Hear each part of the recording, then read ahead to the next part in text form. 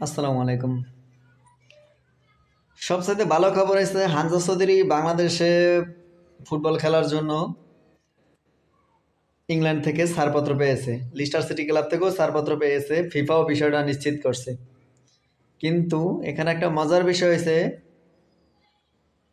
Hamza Chowdhury England থেকে আসতেছে বাংলাদেশে খেলতে, কিন্তু 90 দশকে আর একজন খেলোয়াড় কিন্তু খেলছে হইল গা ইংল্যান্ডে।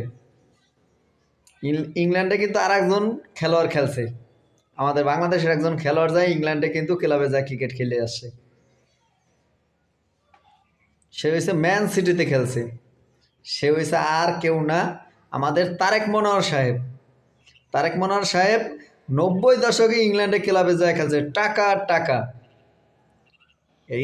এই তারেক মনোহর বিভিন্ন ওয়াজে মহফিলে বিভিন্ন ধরনের গুজব ছড়ায় আসছে। সে রকেট ছাড়া চাঁদে যায় আসছে। সে এক ফু দিয়া বনশ্রী মসজিদ থেকে এক ফু দিয়ে সামনের কাতার থেকে 1.5 কোটি টাকা উঠে ফেলাইছে তারেক মনোহর।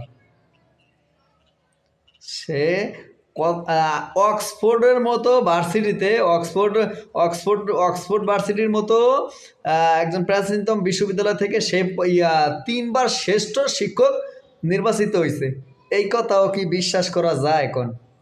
1বার 2বার না 3বার, তাও বাংলাদেশ। সেটা তো বাংলাদেশের ইতিহাসে গর্বের হওয়ার কথা ছিল যে বাংলাদেশের একজন একজন নাগরিক লন্ডনের অক্সফোর্ডে সে ওই জায়গায় শ্রেষ্ঠ শিক্ষক নির্বাচিত হয়েছে।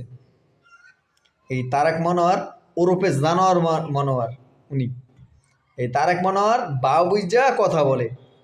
আর যখন সে ওয়াজের স্টেজে দাঁড়ায় তখন সে কি বলে এটা সে নিজেও জানে না। যাই হোক, দিন শেষে অনেক শুভকামনা Hamza Chowdhury. Welcome to coming to Bangladesh.